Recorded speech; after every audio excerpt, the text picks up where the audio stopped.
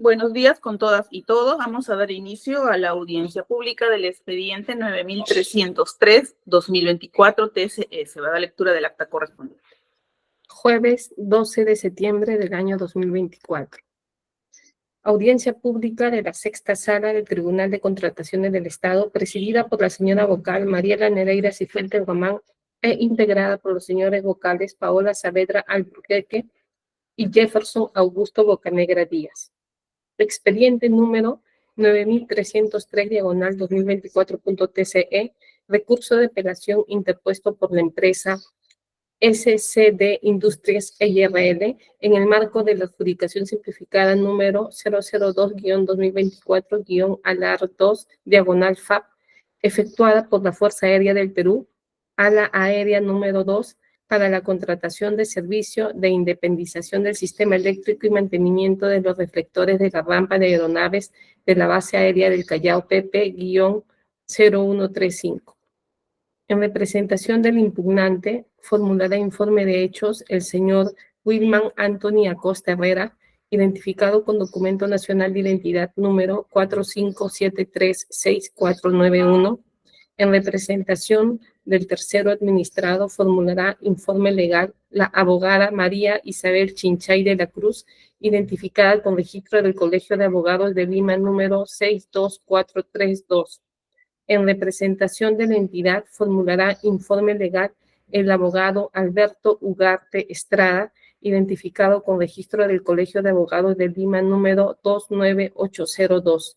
Se deja constancia que la audiencia pública se lleva a cabo empleando la aplicación de Internet Google Meet y es grabada haciendo uso de la tecnología habilitada por el Tribunal de Contrataciones del Estado. La presente acta será suscrita de manera electrónica únicamente por los vocales integrantes de la sala y la secretaria del Tribunal de Contrataciones del Estado.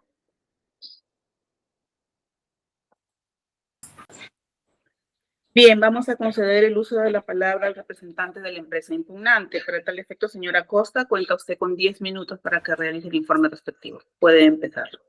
Muchas gracias, señora presidenta, señores miembros del tribunal. ¿Me permite compartir pantalla, por favor, para las diapositivas? Sí, claro.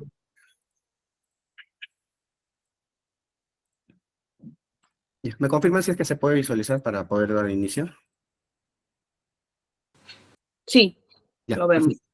Bien, bueno, sin tanto preámbulo, señores miembros del Tribunal de Contrataciones del Estado, la empresa SCD Industrias EIRL, a la que represento, ha presentado el presente recurso de apelación y nos vamos a remitir directamente a las pretensiones, ¿no? Como primera pretensión, solicitamos que se deje sin efecto y o se declare la nulidad del acto de calificación de las ofertas, toda vez que de la revisión de la oferta del adjudicatario se ha verificado documentos no idóneos que acreditan el requisito de calificación relacionado con la experiencia del personal clave requerido como responsable de servicio, ¿no? Para tal efecto, debemos hacer mención que, de acuerdo a las múltiples resoluciones emitidas por el Tribunal de Contrataciones del Estado, un criterio ya adoptado, las bases integradas constituyen las reglas definitivas del procedimiento de selección. En ese sentido, las bases del procedimiento de selección que nos ocupa el día de hoy, en cuanto al requisito de calificación, experiencia del personal clave, se exige la acreditación de un responsable del servicio, cuya experiencia debe ser mínima como 2 años como supervisor y o residente y o especialista en instalaciones mecánicas y o eléctricas y o mecánico eléctrico en la ejecución de servicios u obras de ampliación, mejoramiento, implementación de líneas de transmisión de media tensión, baja tensión, electrificación rural en instituciones públicas y o privadas. Para tal efecto, los postores teníamos la obligación de presentar cualquiera de los siguientes documentos, ¿no? Copia simple de contratos y su respectiva conformidad, constancias, certificados o cualquier otra documentación que, de manera fehaciente, demuestre la experiencia del personal propuesto.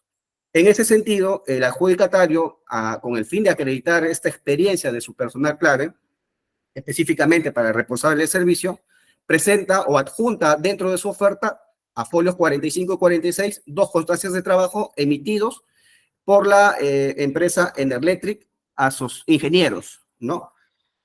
Vamos a remitirnos en primer lugar al certificado de trabajo del folio 45. Como se puede apreciar en la siguiente diapositiva, se hace referencia a que el Departamento de Recursos Humanos de la empresa Electric Ingeniero SAC es quien emite el supuesto emisor del documento, ¿no? A nombre o a favor del ingeniero residente de operaciones, Polo Mar Alegre Paredes, ¿no? En donde se menciona que ha ejecutado o ha prestado sus servicios en actividades relacionadas a mantenimiento y operación del sistema de redes de media tensión, subestaciones, baja tensión y alumbrado público en zonas urbanos, rurales del ámbito de administración de Electrocentro S.A. Como se puede apreciar de la lectura de este certificado de trabajo, se hace referencia a una cantidad no precisa de actividades que habría desarrollado el ingeniero Alegre durante un determinado periodo de tiempo, ¿no? Sin embargo, esta descripción, estas actividades no pueden ser evaluadas de manera integral toda vez que no se especifica si todas estas actividades que forman un conjunto fueron ejecutadas de manera integral o de manera separada. Y no se especifica en el certificado de trabajo si todas estas actividades han tenido un periodo determinado de tiempo, ¿no? Solamente se hace referencia, de modo genérico, que el ingeniero Alegre habría desarrollado diversas actividades durante ese tiempo, durante el periodo de agosto de 2017, 1 de agosto de 2017, al 7 de octubre de 2017. Ese mismo cuestionamiento se va a realizar, o para resumir, se realiza en el folio 46 del otro certificado emitido por la misma empresa. Eso por un lado. Por otro lado, otro de los cuestionamientos que formulamos precisamente es que, de acuerdo a lo que establece como nota importante las bases integradas, que son concordantes con las bases estándar de materia o objeto de este procedimiento de selección, ¿no? Entre los elementos que debe contener un certificado de trabajo para que sea considerado como idóneo y pueda acreditar esa fehaciencia que busca justamente el requisito de calificación, el documento debe consignar, entre otros elementos, como mencionaba, los nombres y apellidos de la persona quien suscribe los documentos. Como se puede ver en la siguiente toma, es totalmente imposible discernir quién es el supuesto emisor o suscriptor del documento, ¿no? Si bien es cierto, en el certificado se hace referencia que es el Departamento de Recursos Humanos, pero podría ser cualquier persona. Algo que o sea, textualmente no dice el certificado, ¿no? O sea, no se puede discernir, como mencionaba, quién es el supuesto emisor de los certificados. Ese mismo cuestionamiento la realizamos justamente en el certificado de trabajo del foro 46, donde también se puede apreciar, pues, la generalidad respecto de las actividades o servicios que desempeñó el ingeniero Alegre, ofertado como personal responsable de servicio, y asimismo no se puede apreciar quién es la persona que suscribe el documento, ¿no? En ese sentido, señores miembros del tribunal, justamente la sala en la que estamos el día de hoy desarrollando la audiencia, en la resolución 04093 del 2023, ya se ha dejado constancia o ya se ha adoptado un criterio respecto a los documentos que acreditan la experiencia del personal clave. Y precisamente en la resolución a la que se hace referencia, se indica o se señala expresamente que la experiencia se tendrá acreditada o por acreditada cuando de la documentación presentada por el postor se advierta de manera indubitable que el personal clave ofertado cuenta con la destreza requerida, ¿no? Lo cual se podrá verificar siempre y cuando los documentos presentados para acreditar la experiencia incluyan, entre otros elementos, los nombres y apellidos de quien suscribe el documento. Situación que en el presente caso no se está cumpliendo o no ha sido cumplido por el adjudicatario. Si bien es cierto, en su informe de absolución, el adjudicatario ha mencionado de que el archivo es descargable, se puede visualizar, y que es totalmente falso según sus palabras de que no es cierto, esos son los términos que utiliza, no es cierto en cuanto a las constancias presentadas para acreditar la experiencia, no resultan suficientes para lograr la convicción, ¿no? Nosotros no estamos cuestionando la veracidad de los documentos. Los documentos tal vez han sido emitidos por quien se hace mención en los mismos, ¿no? Lo que estamos cuestionando es la idoneidad del mismo documento, ¿no? De tal manera, como se ha podido visualizar o se puede apreciar en la diapositiva, no se puede discernir, no se puede verificar quién es el supuesto emisor o suscriptor del documento. Bien, como segunda pretensión, solicitamos que se deje sin efecto y o se declare la nulidad del acto de calificación de la oferta, en tanto el adjudicatario, para acreditar la experiencia del postor en la especialidad, ha presentado información presuntamente inexacta. ¿Por qué? Y vamos a remitirnos en primer lugar a las bases integradas. Si bien es cierto, en las bases integradas te establecen dos condiciones para poder acreditar la experiencia. Deja facultad de los postores, o si acreditas, si no tienes la condición de micro o pequeña empresa, acreditar 1 millón de soles, o cuando tengas la condición de micro o pequeña empresa, acreditar 86.000 soles como experiencia en servicios iguales o similares. Sin embargo, el mismo requisito de calificación establece que en los casos que se acredite experiencia adquirida en consorcio, es un mandato imperativo del propio texto de las bases, que debe presentarse la promesa o el contrato del consorcio, del cual se desprenda fehacientemente el porcentaje de las obligaciones que se asumió en el contrato presentado. Entonces, ¿por qué hacemos referencia a que se ha presentado presunta información inexacta? Porque para acreditar su experiencia en la especialidad, el adjudicatario, a través del anexo 8, ha declarado contar con una experiencia de 2.760.000 soles, materializado a través de la orden de servicio 3023, emitida por la IPRES del Hospital Militar Central. Para tal efecto adjunta la orden de servicio y la respectiva acta de conformidad que obran en el de folio 65 al 125. En el acta de conformidad, en el folio 125, se aprecia justamente que ha sido emitido a nombre de Servicios Generales ITIS. Sin embargo, como cualquier administrado, tenemos acceso público a la información que obra tanto en la ficha única del SEACE, de proveedores, como en el buscador público del SEACE, y pues nos dimos cuenta de que la experiencia declarada en el anexo número 8 por el adjudicatario no se condice a la realidad de los hechos, puesto que esta experiencia no le corresponde en su totalidad a la empresa adjudicataria, sino es una experiencia que deviene de un consorcio como tal. Como pueden apreciar en las imágenes, el consorcio Salaberry es quien finalmente suscribe el documento, o mejor dicho, el contrato del cual se derivan las obligaciones, ¿no? En donde se puede apreciar que el adjudicatario, Servicios Generales ITIS, tiene un porcentaje de participación del 70% y su otra parte, su otro consorcio, del 30%. Como pueden apreciar en la siguiente imagen, tenemos el contrato en donde efectivamente lo que estamos argumentando se confirma, ¿no? En ese sentido, el adjudicatario estaba en la obligación y considerando de que la experiencia ha sido adquirida en consorcio, de presentar la promesa o contrato formal de consorcio, ¿no? Situación que en el presente caso no se ha dado, puesto que el adjudicatario ha pretendido a través de su anexo número 8 hacer pasar como suya la totalidad de la experiencia. Ahora, el adjudicatario en su absolución hace referencia que ha sido un mero error de escaneo, ¿no? O un error voluntario al no escanear el contrato de consorcio.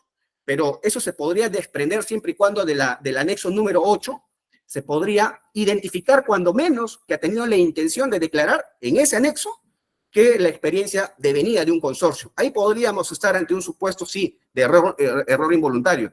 Pero como pueden apreciar en el anexo número 8, en ningún extremo del anexo número 8 se hace referencia a que el contrato deviene de un consorcio, ¿no? De tal manera que el adjudicatario tenía la obligación de presentar la promesa o el contrato de consorcio. Si bien es cierto, la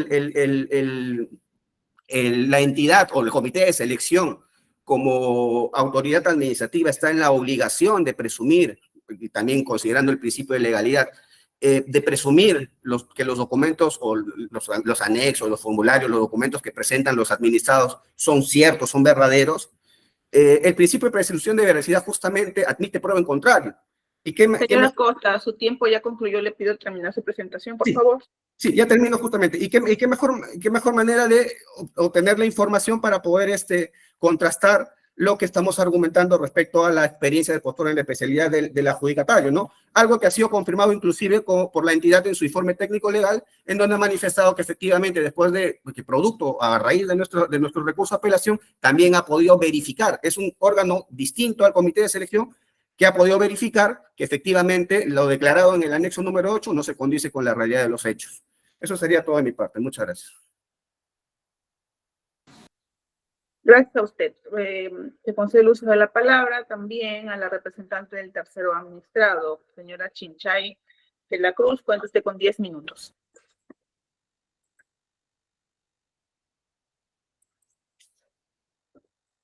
Muchas gracias, señores miembros del tribunal. En mi calidad de representante de la empresa Servicios Generales ITISAC, procedo a brindar el informe con respecto a la posición de mi representada ante el recurso de apelación presentado por la empresa SCD Industriales EIRL. Como premisa de nuestra exposición, señalamos, señores miembros del tribunal, que se debe prevalecer los principios de la contratación pública en los casos que se tenga que evaluar, dilucidar o decidir en cuanto a la aplicación de la normativa de contrataciones y las bases del procedimiento de selección. Frente a esto, nosotros destacamos el principio de eficacia y eficiencia, que lo que busca es, en el caso de la etapa del procedimiento de selección, elegir la mejor oferta que cumpla y que garantice la correcta ejecución del futuro contrato para la satisfacción de la necesidad y el bien y la necesidad pública. También ponemos como punto de premisa el principio de competencia, en el cual las entidades como tal, al momento de evaluar las propuestas de los postores, el comité no se encuentra en la obligación de interpretar el alcance como tal de la oferta, pero sí de realizar el análisis y la evaluación conforme a lo que señala en las fases del procedimiento y en los principios de la ley de contrataciones y la ley aplicable al caso. Es en estos puntos, señores miembros del tribunal, que nos referimos con respecto al el primer petitorio del apelante en cuanto al contenido de las constancias para acreditar la experiencia del personal clave. Al respecto, el apelante señala 2 puntos. La primera, la ilegibilidad de quien suscribe las constancias, y la segunda, señaló que no se encuentran, que las actividades que describen las constancias son actividades no precisas que no les permite alcanzar la idoneidad del documento en cuanto a la finalidad que persigue. Al respecto, sobre el primer punto, como hemos señalado en nuestro escrito de descargos y como también lo ha señalado la entidad convocante en su mismo informe, el número 002-2024 del 4 de septiembre del 2024, señalamos que de la revisión de la misma oferta como tal, no de los documentos que han sido extraídos y luego colocados en un documento en Word cuya calidad baja, se puede verificar de que sí si bien no es 100% legible, sí se puede identificar quien suscribe ambas constancias. Con respecto al segundo punto, en cuanto a que las actividades que describen estas constancias no cumplen con la precisión, cabe señalar que en las mismas bases del procedimiento de selección, como bien lo ha señalado, reglas imperativas entre las partes que participan en el procedimiento de selección, señala que al calificar la experiencia del personal se debe valorar de manera integral los documentos presentados por el postor para acreditar dicha experiencia. Es decir, que cuando los documentos presentados difieran en cuanto a la denominación o no hay una coincidencia literal, esta se tiene que evaluar en función a la experiencia, a las actividades que realizó el personal, de tal manera que no resulta necesario un detalle más amplio o mayor para poder verificar que las constancias que se presentó para el personal clave cumple con el requisito, ya que señala que tiene la experiencia en cuanto a mantenimiento y operación de sistemas de redes de media tensión, subestaciones baja tensión, alumbrado público en zonas urbanas, rurales, en el ámbito de la administración de Electronorte S.A. Zona 1. Y lo que requerido en las bases es justamente lo que señala en dicha constancia. Por lo tanto, pretender que la constancia se extienda en detallar específicamente el lugar o si el disgregado de esa experiencia ha sido desarrollada en diferentes lugares, no se condice con el principio de competencia del principio de contrataciones con el Estado y además también resultaría inaplicable lo que antes mencionado y señalado en las bases en su página 48.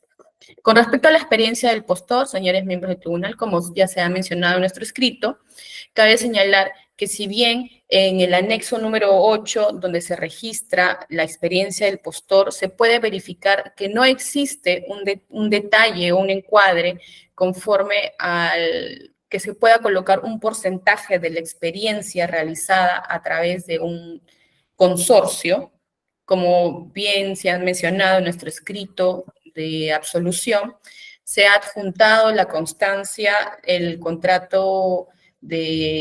precontrato de consorcio, la promesa formal de consorcio, en la cual señala que mi representada cuenta con una experiencia del 70%. Y si se revisan las bases, solamente tenía que acreditar 86.000 soles.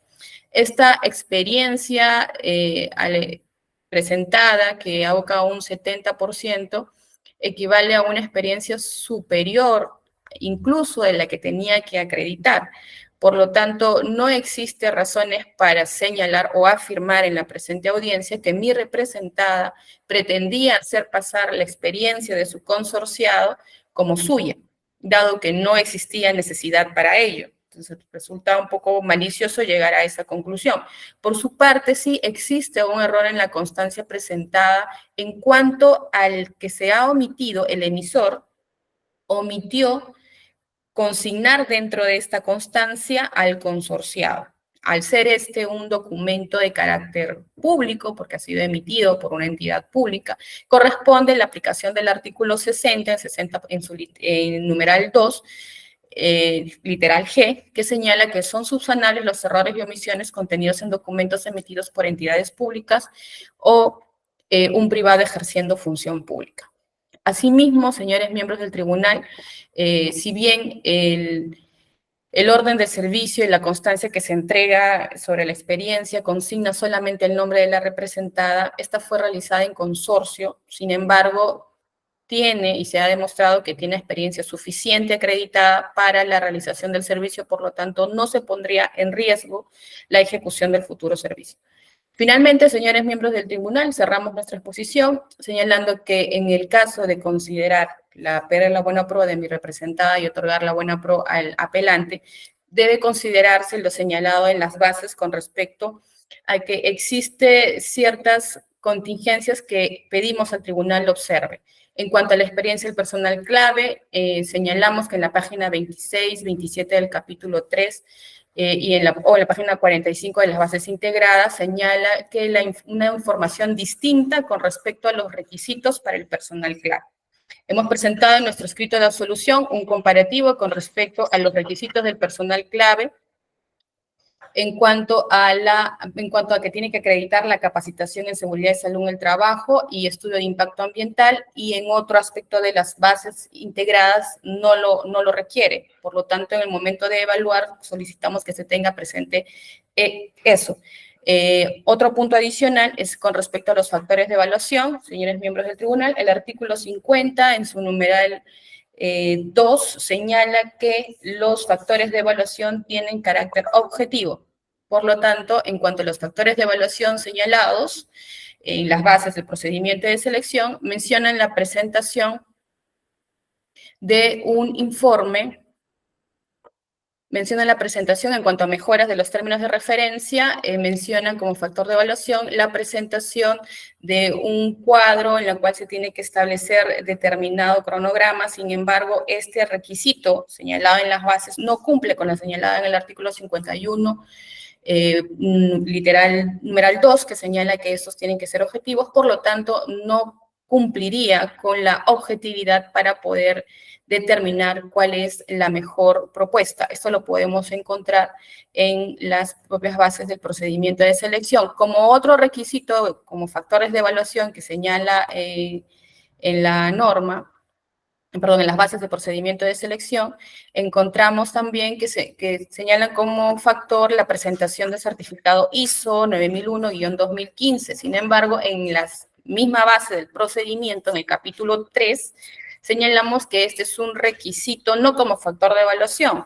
sino que además es un requisito aplicable a todos los postores o el futuro contratista. Señala en la página 41 de las bases integradas, el proveedor deberá adherirse a las siguientes normas técnicas para garantizar la calidad y la seguridad del trabajo. Dentro de los requisitos encontramos ISO 9001, 2.2015.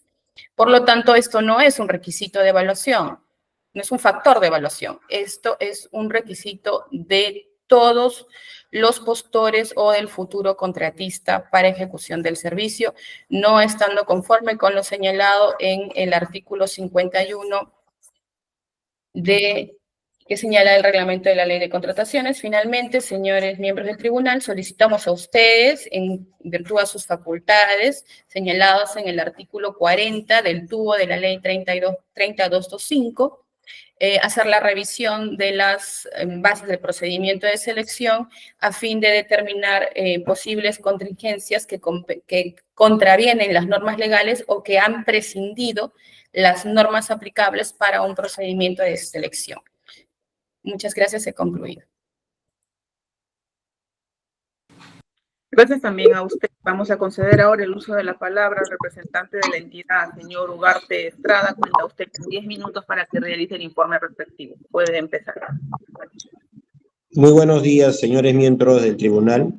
Muy buenos días al adjudicatario, a su representante y también a la parte apelante. He escuchado con atención a la parte apelante y al adjudicatario y nos ratificamos en nuestro informe número 002 2024 de fecha 4 de septiembre de 2024, en el cual hemos absuelto los puntos señalados por la parte apelante, mas no por lo señalado por la adjudicataria en esta última parte, sobre que está poniendo algunas observaciones a las bases. Primero vamos a hablar sobre el tema del apelante. El apelante en su primera pretensión señala específicamente en la primera y en la segunda prácticamente una observación al folio 45 y al folio 46 presentado por la otra empresa. En este caso, nosotros no hemos basado, de acuerdo a lo señalado en las bases, de acuerdo al principio de veracidad y de buena fe, en este caso de la empresa, que ese documento se encuentra válido, por las siguientes razones. Primero, de acuerdo a nuestros requerimientos técnicos mínimos y a las bases integradas, era suficiente con la expedición de la certificación, porque en esa parte nosotros solicitamos lo siguiente: en ejecución de los servicios y obras específicas de ampliación, mejoramiento, implementación de infraestructura de líneas de transmisión de media tensión, baja tensión o electrificación rural, ya sea en estas instituciones públicas y privadas. En ningún momento hemos pedido algo adicional, y eso está en las bases. Específicamente lo solicitamos a través de documentos de contratos, constancias o certificados. En ese caso, se debería incluir los nombres y apellidos del personal clave, el cargo desempeñado, el plazo de prestación indicado, el día, el mes y el inicio de la culminación, el nombre de la entidad y la organización que emite el documento y la fecha de emisión, y los nombres y apellidos que suscriben. Como puede apreciar, esos dos documentos, el 45 y el 46, cumplen los requerimientos. Respecto a la visualización del sello, en este caso, de la persona que expidió esos documentos, nuestra representada en reunión del comité aperturamos, en este caso que ustedes también tienen acceso a la información virtual, y en la información virtual, al ampliar la imagen, se visualizaba, en este caso, el sello y quién emitió ese documento, el nombre y apellido y la empresa, y el cargo que tenía, el cual coincidía, en este caso, de acuerdo a nuestros requerimientos. En este extremo, señora presidenta, cumple con las exigencias previstas en las bases, salvo que la documentación presentada sea falsa, acto que no se encuentra acreditado por nuestra parte, por el principio de veracidad. Respecto al segundo punto, al tercer punto, a la tercera pretensión de la parte apelante, señala específicamente la no presentación del documento o del contrato de consorcio. Vuelvo a ratificar, nuestra parte no debe en este caso, validó ese documento, lo validó del adjudicatario. ¿Por qué? Porque nos basamos en el principio de buena fe. En este caso, no tenemos, el colegiado, el comité, carece de competencia en este caso para realizar la fiscalización de los documentos presentados, de las ofertas, en este caso por parte de la adjudicataria. Si bien es cierto, ese documento no ha sido adjuntado, en este caso queda a decisión del tribunal tomar la decisión que ustedes crean conveniente. Respecto al plazo ofertado, en este extremo, respecto a la apelación, también se debe tomar en cuenta que la resolución ha sido expedida el 14 de agosto, sin embargo, el inicio del proceso, respecto a ese extremo, el plazo de ejecución de 59 días a 65 no ha sido contemplado como un factor de evaluación de carácter obligatorio o de cumplimiento obligatorio. En ese extremo, bueno, también se pronunciará en este caso el colegiado que usted forma. Respecto a la absolución del adjudicatario, en la parte final señala algunos inconvenientes o algunas precisiones que no se han señalado, pero en las bases señalan específicamente que cuando exista divergencias entre lo indicado en el pliego de absolución de consultas y observaciones y la integración de las bases, prevalece lo absuelto en el referido pliego. En ese extremo, sí, bueno, dice, sin perjuicio del índice de responsabilidad de quien corresponde. Pero en ese extremo, señora presidenta, lo señalado por el adjudicatario nunca ha sido señalado tampoco en la integración de las bases. Nos causa extrañeza por nuestra parte que ya estando en otra etapa en la cual se está viendo el recurso de apelación del segundo postor, se señale otros puntos, el cual no está en debate. Y por un tema de congruencia, solicitamos que solamente se pronuncie por lo solicitado por el apelante y se continúe con el proceso de selección o de adjudicación a quien corresponda. Eso sería por nuestra parte, señora presidenta, dejando... Bueno, muchas gracias. Gracias también. Vamos a conceder 3 minutos adicionales al impugnante para que ejerza su derecho a la réplica. Muchas gracias, señora presidenta. Bien, puntualmente, la abogada que me antecedió hacía referencia de que el archivo digital que fue registrado en el SEACE, que compone su oferta, se puede visualizar, ¿no? Es legible según sus términos, ¿no? Sin embargo, bueno, acá queremos precisar que en ningún momento estamos cuestionando sobre la veracidad del documento. Estamos cuestionando de que el documento no es idóneo para acreditar un requisito de calificación que en los términos expresados en las bases integradas exige que se demuestre una determinada formalidad, ¿no? Fehaciencia. En esos términos está expresado en la base.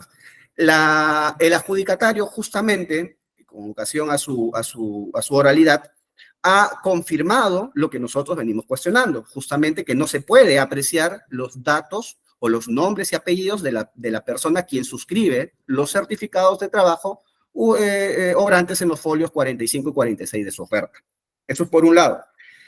Sobre el tema de la generalidad, nosotros hemos citado, si bien es cierto no es un precedente de observancia obligatoria, pero por un tema de principio de predictibilidad, citamos la resolución 81-2019 de la tercera sala, en donde se ha mencionado justamente de que la generalidad en los certificados de trabajo no permite justamente cumplir con esa condición que establece el requisito de calificación referido a establecer o generar convicción o fehaciencia en los documentos que acreditan la experiencia de un personal clave.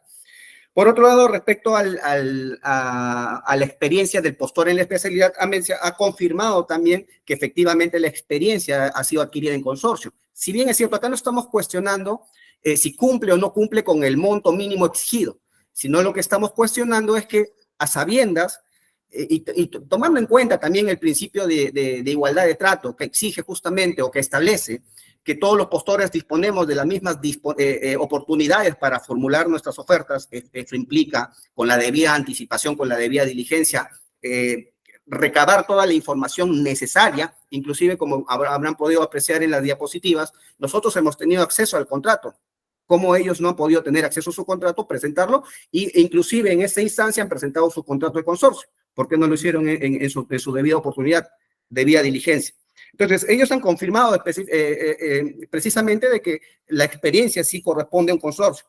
Indican de que la constancia o el acta de recepción y conformidad que está emitido solamente a nombre de uno de los consorciados merecería o sería pasible de subsanación. No estamos cuestionando, insistimos, el tema de la documentación presentada en la oferta, sino estamos cuestionando de que la información declarada en el anexo número 8 no se condice a la realidad, ¿no? Eso es lo que estamos cuestionando. Ahora, en el hipotético caso, o en el supuesto negado de que se le solicite la subsanación de la oferta, en el extremo justamente de presentar o de que se corrija el acta de conformidad a nombre del consorcio, ¿de qué estamos hablando? De un trámite administrativo ante la entidad o la autoridad competente que emitió el documento, que no se va a resolver en 1 o 2 días, donde quedaría la simplicidad que establece la normativa de contratación del Estado para poder satisfacer un fin público, ¿no?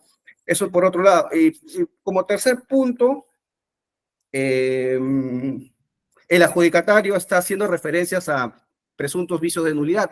Sin embargo, pese a lo que pueda argumentar el adjudicatario, se ha presentado, como dice en el derecho penal, en igualdad de armas, ¿no? Se ha presentado al procedimiento de selección, ha sido adjudicado de la buena pro y en esta instancia viene a querer argumentar o pretende argumentar cuestionamientos que en su oportunidad no han sido observados, ¿no? Tenemos una etapa de formulación de consultas y observaciones de tal manera de que en esa instancia, en esa etapa, los postores puedan tener reglas claras respecto a los procedimientos de selección.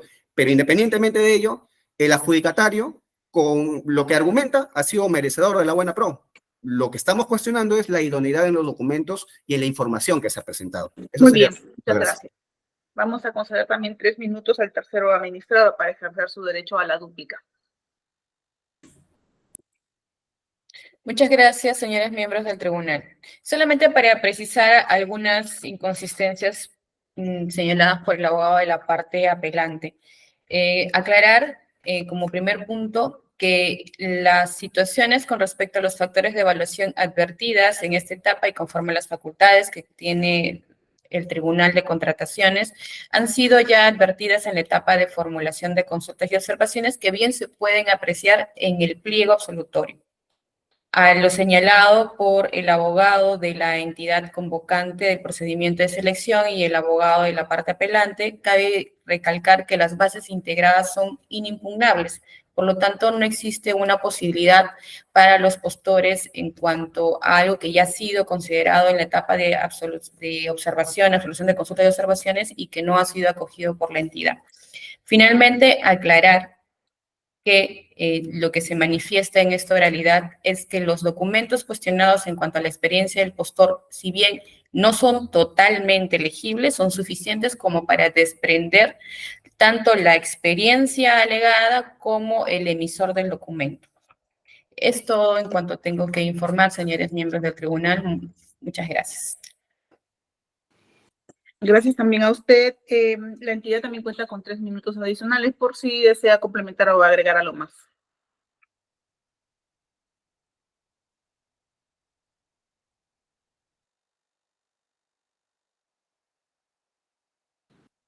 Señor Ugarte, ¿nos Sí, escucha? disculpe, doctora, si no...